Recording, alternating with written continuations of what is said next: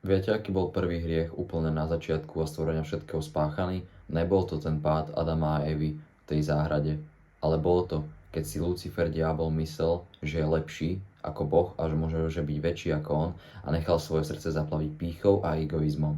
To bol prvý spáchaný hriech a práve preto následne jeho a aj iných anielov, ktorí sa nechali zviesť týmto jeho klamstvom, pretože skrze ten hriech pýchy následovali rôzne iné hriechy, kedy si mysleli, že môžu byť lepší a že sú iní ako ostatní a lepší ako ostatní a môžu sa rovnať Bohu, viedlo k tomu, aby ich následne Boh aj spolu s inými anielmi vyhodili z neba. A teraz títo anieli čakajú, kým príde posledný súd a budú odsúdení raz a navždy. A práve v tomto by som sa dnes s vami o dnešnom videu chcel rozprávať o hriechu egoizmu a pýchy. Pretože tento hriech sa ľahko dokáže schovať.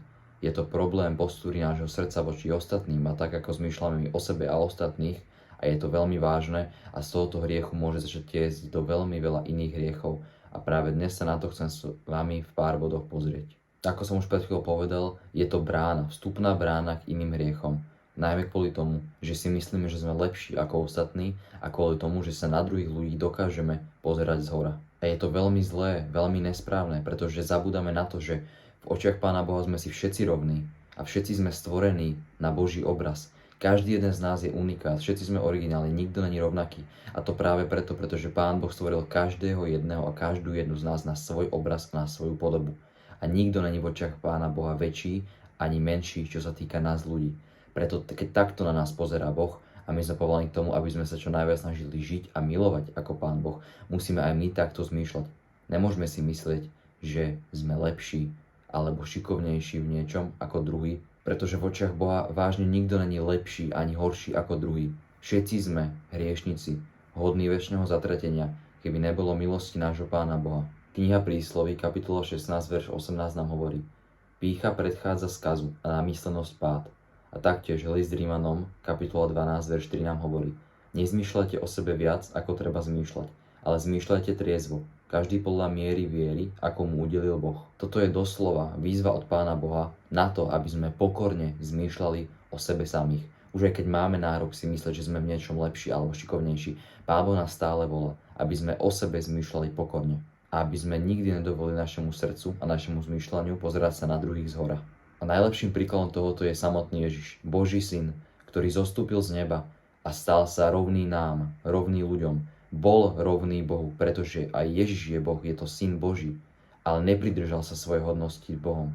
Proste ponížil sa a slúžil, ako my ľudia máme ostatní slúžiť. Ukázal nám, ako sa máme stavať v protiklade voči egoizmu. Dal nám samého seba za príklad, že sa uponížil pre nás, ako my máme o sebe zmýšľať, ako máme brať potreby druhých za väčšie ako našich, ako máme zmýšľať o druhých viac ako o sebe a ako máme slúžiť druhým a nemysleť len egoisticky na seba, naše vlastné zámery, ale tak ako to urobil Ježiš a tak aj poslúžil, že umrel pre naše hriechy na kríži a tým nás vykúpil. Pretože ako sa hovorí v Biblii, Boh pyšným odporuje, ale k pokorným je naklonený. Pretože Ježiš bol vážne jediný, čistý, perfektný, bez hriechu a uponížil sa a stal sa rovnými nám. Ľudia neverili, že je Boh, pretože ničím iným sa nelíšil od ostatných ľudí. Až tak sa uponížil, že išiel na našu úroveň. Až tak sa uponížil, že ľudia nevedeli rozoznať, či to je vážne Boh alebo človek a niektorí mu neverili. Preto v láske a pokore pozerajme na druhých. Nemyslíme si, že sme viac, že sme niečo lepší, že sme o niečo dôležitejší v očiach Pána Boha, ale s láskou a pokorou pozerajme na druhých.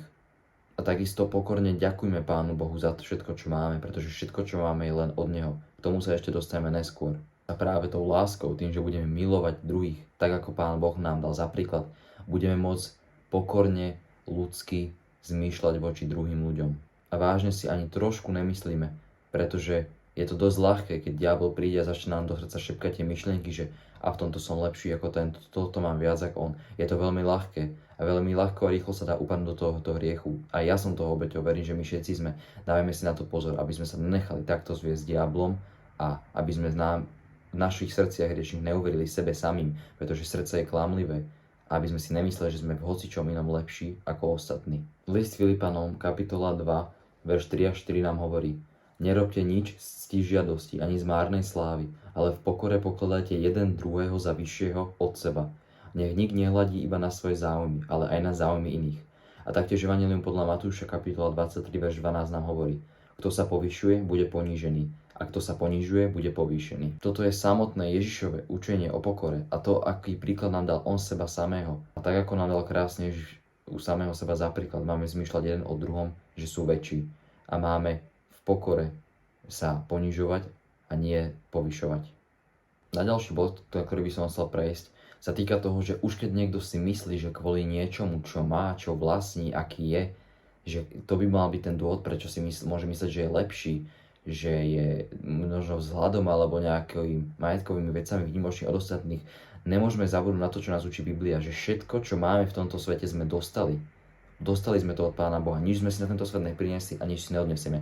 Všetko je to jedno veľké požehnanie od Pána Boha. To, ako vyzeráme, aký sme, čo máme, akú máme rodinu, akú máme, ja neviem, jednotky nuly na účte, keď sa na to niekto takto aj pozerá, musíme na to pamätať, že všetko je to od Boha. A preto na to musíme pamätať, že to, čo nám Pán Boh dal, nám môže aj zobrať. A musíme, kým to máme, keďže nám Pán Boh nás s tým verí, tak s tým zaobchádzame, tak ako sa patrí vzhľadom na Pána. Vážme si to a používame to na dobré veci, na rozširovanie Božieho kráľovstva, na posluhovanie tým druhým, aby sme naopak s tým, čo máme, alebo čo nám ide dobre, vedeli poslúžiť tým druhým. A nevyužívame to len v náš prospech, v naše ego, naše vlastné ciele, pretože to je nesprávne. To, čo všetko máme, nám Pán Boh dal a musíme to využívať správne. A musíme na to pamätať, že sami by sme to nikdy nemali, nikdy nezískali. A ak si nebudeme dávať pozor, tak aby sa nedaj Bože nestalo, že tak ako sme to dostali, nám to bude aj zobraté. Preto využívajme správne a naplno to, s čím nám Pán Boh verí a čo nám dal. Prvý list Korinťanom, kapitola 4, verš 7 nám hovorí: lebo kto ťa robí výnimočným a čo máš, čo by si nedostal? A keď si dostal, prečo sa chváliš, ako by si to nebol dostal? A Jakubov list, kapitola 1, verš 17 nám hovorí: každý dobrý údel a každý dokonalý dar je zhora. Zostupuje od Otca svetiel, u ktorého niet premeny ani tieňa zmeny. Tieto dve súveršia nám hovoria, že každý dobrý dar je od Boha. Preto nemáme žiadne právo na to pozerať sa na druhých zhora, za to, že oni niečo nemajú, alebo vyzerajú inak, alebo sú iní. Pretože všetko, čo máme, je od Boha a my to máme využívať správne. Tak ako Ježiš nám dal samého seba za príklad. Slúžil druhým, nerobil rozdiely, neporovnával, nesúdil ľudí podľa vzhľadu.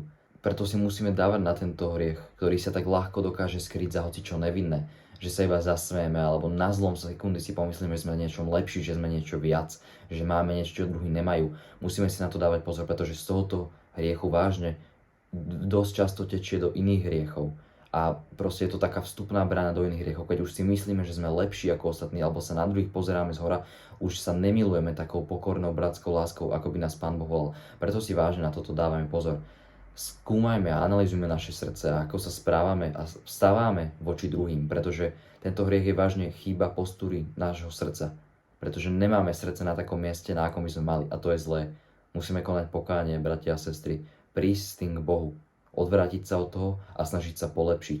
Pretože ten, kto sa vyvyšuje, bude ponížený, tak ako Pán Boh povedal. Musíme sa na to navážne snažiť zapracovať, prísť s tým k Pánu Bohu a poprosiť ho o pomoc, aby nám pomohol zmeniť toto naše hriešne zmýšľanie a tento náš hriešny a zlý postoj srdca, ak ho niekto má. Pretože ako sme čítali, Boh pyšným odporuje. Preto sa pokorme a snažme sa mať také srdce voči druhým, aké mal aj Pán Boh, a nerobiť medzi sebou rozdiely kvôli ničomu a nenamýšľať si, že sme niečo viac, kvôli niečomu, čo sme aj tak dostali, a vážne v očiach Boha sme si všetci rovnocenní. Ak nedaj Bože človek ostane sebecký a egoistický, jeho pýcha a egoizmus začnú ovládať jeho rozhodovanie, jeho zmýšľanie a postoje jeho srdca, a takýto človek sa bude vzdialovať od Boha, od Božích ciest, od Božieho prikázania a učenia a bude tým pádom postúrou srdca vzdialený Bohu, a to je to, čo vážne nechceme. Preto nedovolme, aby nás tento hriech takto ovládal a aby mal nad nami moc, a vážne, ak to spozorujeme u seba samých, zapracujme na tom. Lebo človek, ktorý má s týmto problém, prestáva vidieť, že všetko, čo má, je dar od Boha. Dar od Boha určený na to, aby sme s tým posluhovali a slúžili druhým. A aby sme to používali aj napríklad na rozvoj druhých a nie len seba samých a na egoistické účely. Pretože egoizmus vedie k tej nevďačnosti. K nevďačnosti a duchovnej slepote. A človek si myslí, že veľkosť a sila pochádza z toho, čo má a z toho, čo vlastní, ale pritom sa duchovne zaslepuje a zabúda na to, že tá sila a ten cieľ je na základe všetkého toho, čo máme a čo nám Pán Boh daroval, je, aby sme v pokore a s láskou posluhovali druhým. aby sme nevyvyšovali len seba samých, ale pokorne sa spoliehali na Boha a považovali potreby a aj druhých za väčších a väčšie, ako seba samých považujeme my.